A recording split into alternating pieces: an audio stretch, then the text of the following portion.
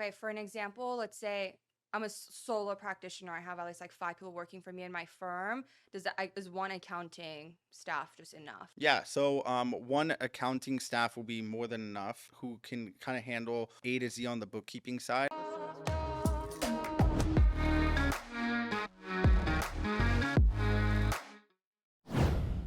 Hi, everyone. Welcome back to our Legal Solve podcast. This is Paniz, and today we have a special guest today. Please tell us your name.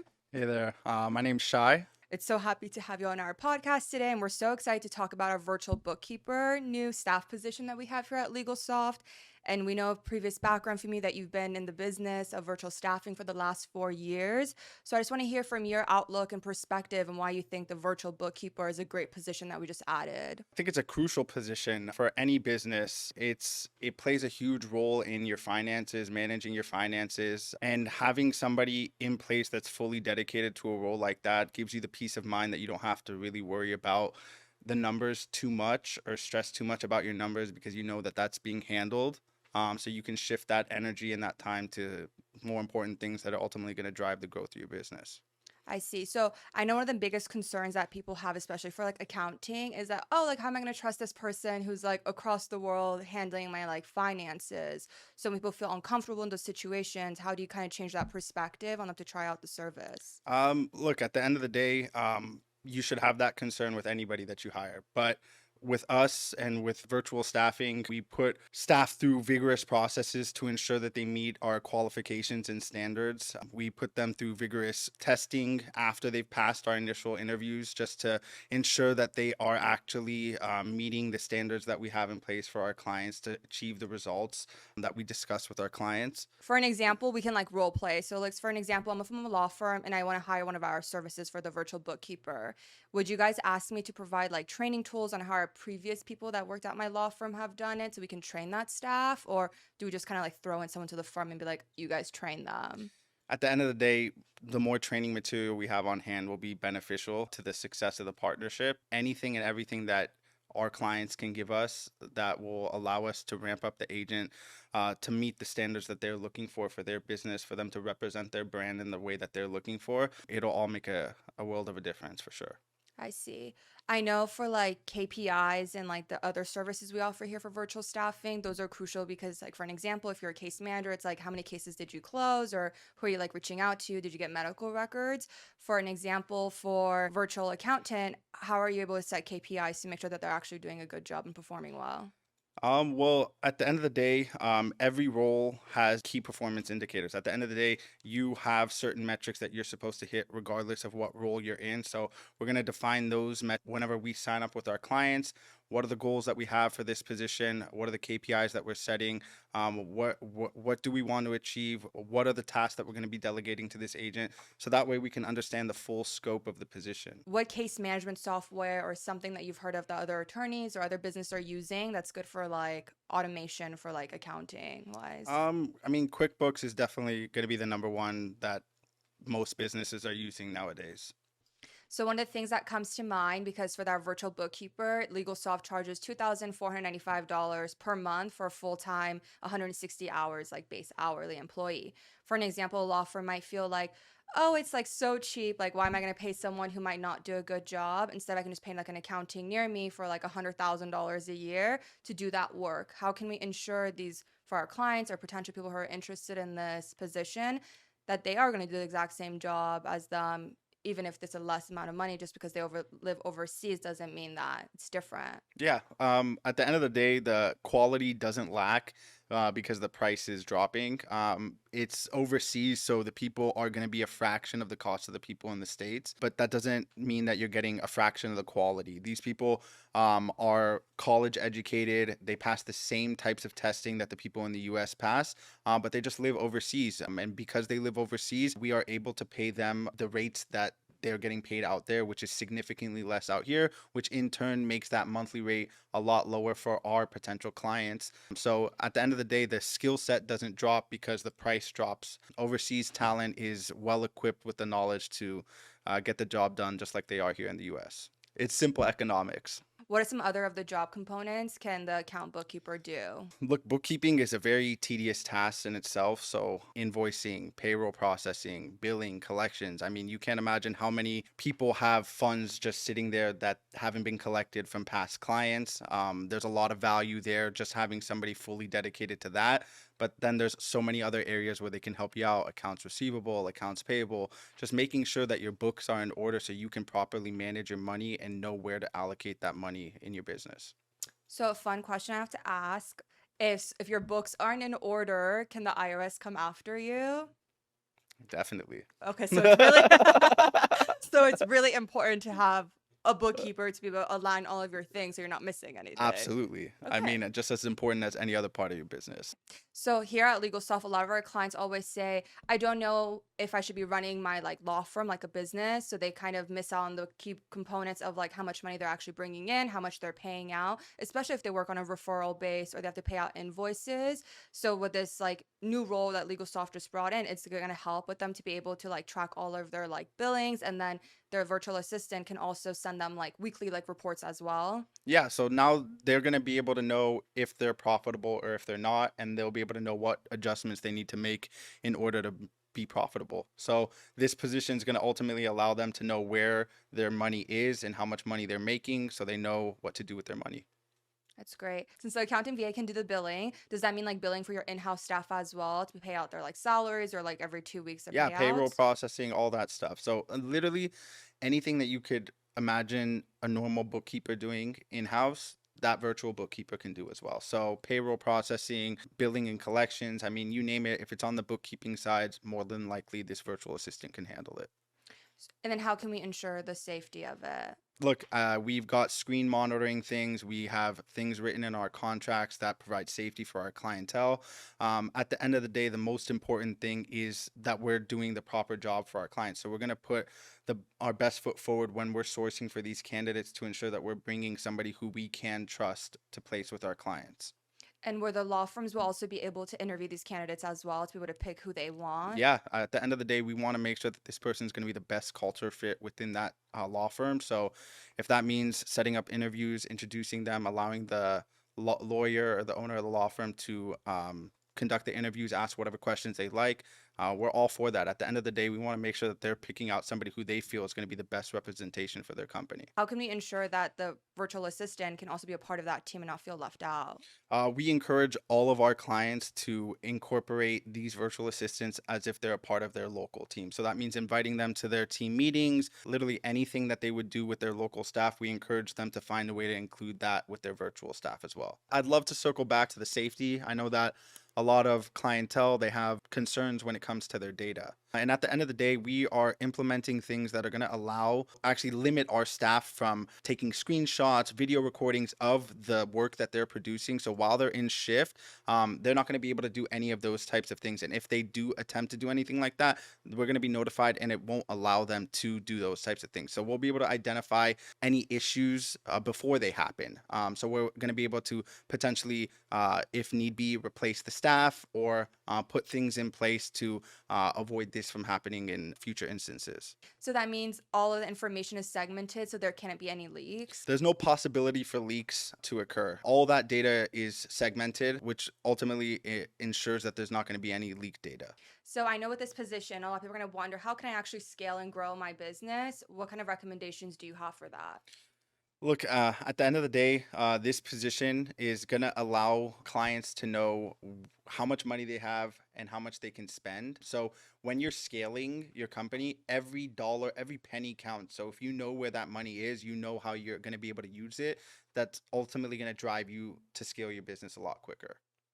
Okay, for an example, let's say I'm a solo practitioner. I have at least like 5 people working for me in my firm. Is one accounting staff just enough? Yeah, so one accounting staff will be more than enough who can kind of handle A to Z on the bookkeeping side. And then if you notice that, hey, maybe we can kind of delegate some additional potential like general tasks their way, being that you guys are just getting started, maybe you won't need 40 hours a week of bookkeeping, but maybe you need 30 hours a week of bookkeeping, but you can delegate about 10 hours of potential tedious related tasks whether it's data entry or various things of that nature that'll allow you to ramp up that agent to fulfill those 40 hours a week.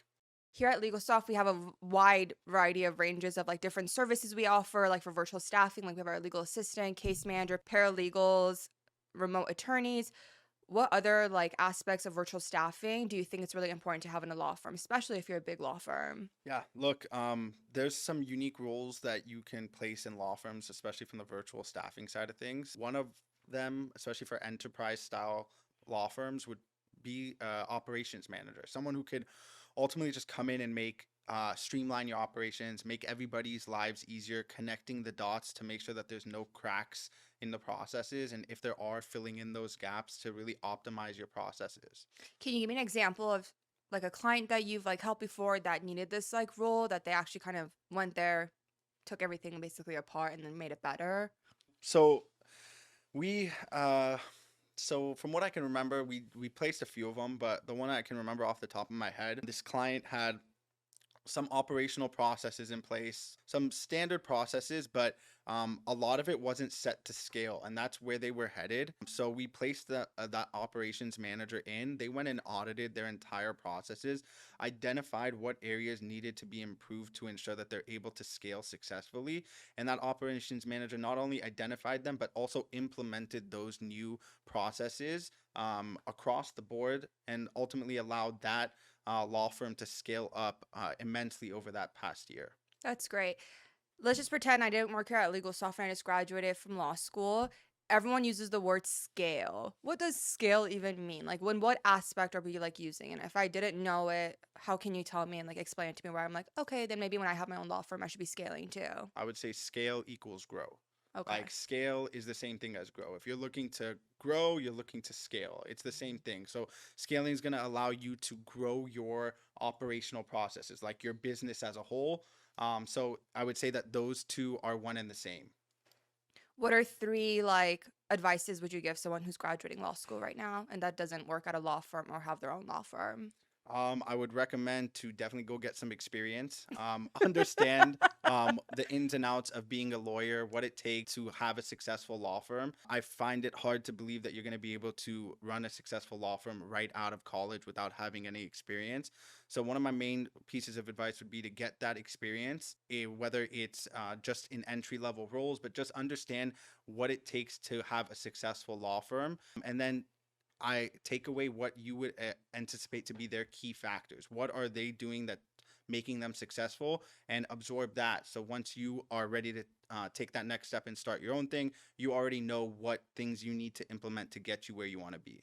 It's amazing. Have you ever watched Suits for an example? Yes. Okay, so you know Lewis. So he's an attorney himself, but he also does the operations aspect. So because he's really good with numbers. So Harvey and they always go to him and say, "Oh, we need help with like numbers for like books for a client or just themselves." One of the roles that we have here for the bookkeepers, are kind of like similar, where they can like check all of their like numbers to make sure that everything is flowing nicely. Yeah, exactly. The bookkeeper is there to make sure that everything in the books is accurate. So that way everything else can properly run. Perfect. And then what do you tell people like if they're hesitant to try virtual staffing right now? What kind of key advice would you give them right now? If you're hesitant and if you've never tried it out, you definitely got to give it a shot. I will say off the bat, it works for 99.9% of the businesses, regardless of what industry you're in. So give it a shot. It won't always be successful that first time around. There are going to be some kind of trials and errors, but that's the benefits of going with companies like ourselves, is that you kind of get to skip those mistakes and learn from the mistakes that we've made. So you're ultimately getting to grow a little bit faster. That's amazing. So I've done previously a lot of our podcast episodes, and one of the questions I like to ask is, do you have a bachelor's degree yourself? Yeah. In what? See, Okay. hospitality and animal science. Okay. For hospitality aspect, do you think like virtual staffing is kind of similar to hospitality? Because you're like, we have to care for like your firm that they Yeah, work look, at. hospitality is about taking care of your clients, and virtual staffing is about taking care of your clients. So it definitely resonates for sure. Where'd you go to school? CSUN. Oh my God, me too. When did you graduate? 2019. So, ooh, I was barely just at SMC, like figuring out what I wanted to do. But see, Yeah. sounds great. Yeah, yeah. It's an awesome school out here. So your animal science degree, how does that help you? Like, did you want to be like to work at a zoo? Like, were you trying to be like, Yeah, I was on track to go to veterinary school. So oh, I got accepted into veterinary school, but decided that financially it just wasn't the best option right now. So next week I started the job here, and 4 years later, here I am, and I'm loving every minute of it. oh, okay, that makes me happy. So, if you, what kind of vet would you want to be? Small animal. Definitely love my dogs and cats for sure. Would you do like exotic rabbits? Like, I have a rabbit, and no place, no, I'm serious, no place sees rabbits here like nearby. It's always like in Mission Hills or like Thousand Oaks, but they don't see like exotic animals. Yeah, it's a super rare. I mean, even vets in itself, it's such a scarce like job. There's such a demand for it. Yeah. And right now, majority of the people that go to school for small animal, not for exotic. So it's definitely going to be something that hopefully it changes, but definitely in the short term, I don't see it changing. I see. I don't know if you saw this like on the news, but have you heard of the Albert Einstein like medicine school? Oh yeah, the free tuition, Yeah, that's yep. We messed absolutely up. We should have insane. been enrolled in that to get the free Absolutely education. That's insane. But yeah, insane. it's awesome. Yeah.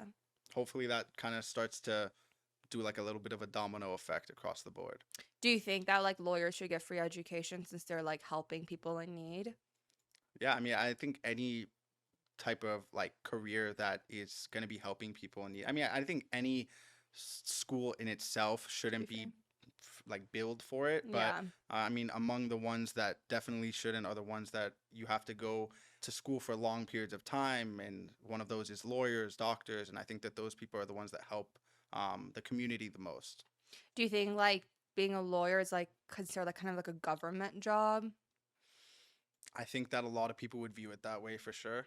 I Um, see, like the police. yeah, but there's a lot of people that believe that lawyers fight for them, Yeah. not for the government too.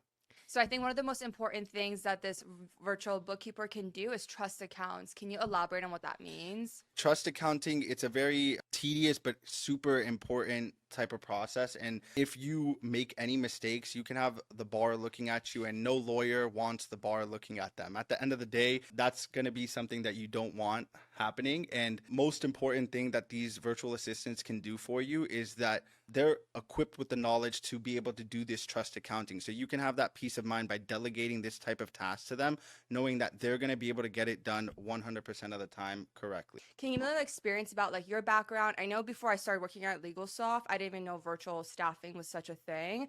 But I've noticed that people always say like after COVID, this is one of the best thing that's ever happened, especially with like the money saving.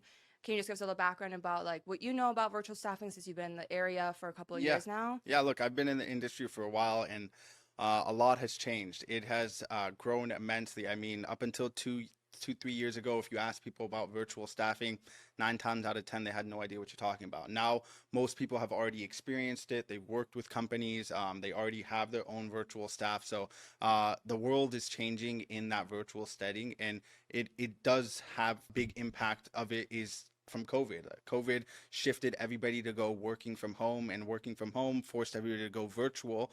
And ultimately, that's what kind of made a lot of these businesses realize that, hey, I don't need to be paying absurd amount of money to have local staff. I can get the same skill set for a fraction of the cost. And here we are today, and it's only going to continue to grow. It's amazing. Do you think sometimes the education like overseas might be a little bit better than United States? Look, at the end of the day, here we are broad with our education. Over there, they're more specific. So when they get started, most of the people that when they start college, they already know exactly what their end goal is. Here, when we do college, we do 2 years of kind of BS classes, and then we work our way over to the ones that we're trying to specialize in. Out there, they're specializing from the second they start. And it really goes to show down the line that they actually have the knowledge to get the job done.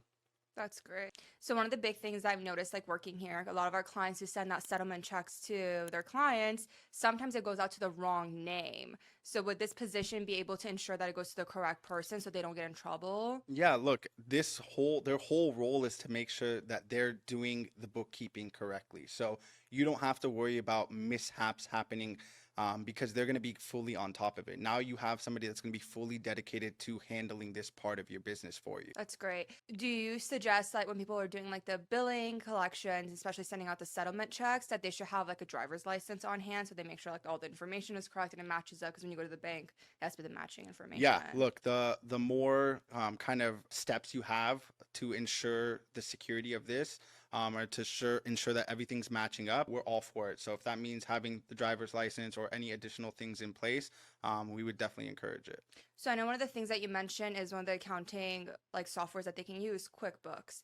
If I'm an attorney and I don't feel comfortable giving like my virtual bookkeeper access to my entire accounting like on QuickBooks, am I able to create them like a specific account where they can have access to certain things that I want them to do instead of seeing a wide range of all the stuff Yeah, we do? yeah, you can, but just keep in mind that when you limit, you get limited results too. Correct. So that is just something to keep in mind. But at the end of the day, we're always willing to make adjustments to fit what our clients are looking for. And then does LegalSoft provide like any like CSMs to like kind of check in that they're actually doing their job and coming to work and all their Yeah, hours? we don't want to throw the agent at you and hope for the best. Okay. We've been in the industry for a while. We know that doesn't work. What works is providing that hands-on approach. So all of our clients get dedicated client success managers and their agents get dedicated performance coaches. So those two really do ensure that these agents are actually going to be coming in and producing high quality work for our clients. Amazing. And then is this position bilingual? Yeah, so we source from Philippines and across Latin America. So if you wanted your virtual assistant to be bilingual English, Spanish, that's not a problem.